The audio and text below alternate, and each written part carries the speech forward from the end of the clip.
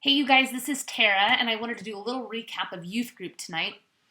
Tonight, we talked about how Easter means that fear isn't final. You know, we all are struggling with fears all around us. We may have fears about the coronavirus going around, but we may also have fears about friends, losing those relationships. We may have fears about our grades. We may have fears about not fitting in or people feeling like you're not good enough. We all have fears. And we focused in on how Jesus, he came to the earth and died on the cross for us. And and that is this beautiful thing that we celebrate at Easter. But what is so powerful is that he died and then came back to life. And it's this beautiful reminder that God is so much bigger than all of our fears. And it doesn't mean that, yeah, sometimes we're going to be afraid of things. And sometimes things are going to happen that life feels like it's not right. And like, man, it's just awful right now, whatever it looks like to you. But we are reminded that we have hope in Jesus because he was able to conquer death, that we are not conquered by our fears, that we have victory over fears because Jesus conquers all fears, even death.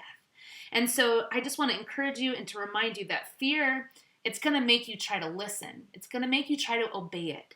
It's going to make you think that it's more powerful than you. But remember that the same spirit that brought Jesus back from the dead lives in you. If you've chosen to follow Jesus, it lives in you. So you don't have to be afraid that this thing, whatever you're afraid of, is going to conquer you, because not even death conquers you because of what Jesus did on the cross.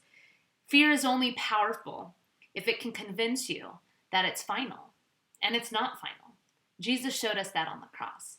And so I hope you are encouraged today.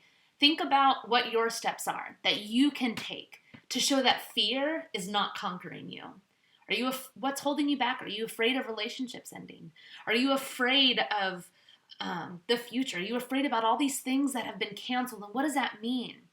Whatever you're afraid of, pause and ask Jesus to give you peace, to remind you that he has conquered even that thing. And take a step forward in boldness. Be bold. Show that fear is not conquering you.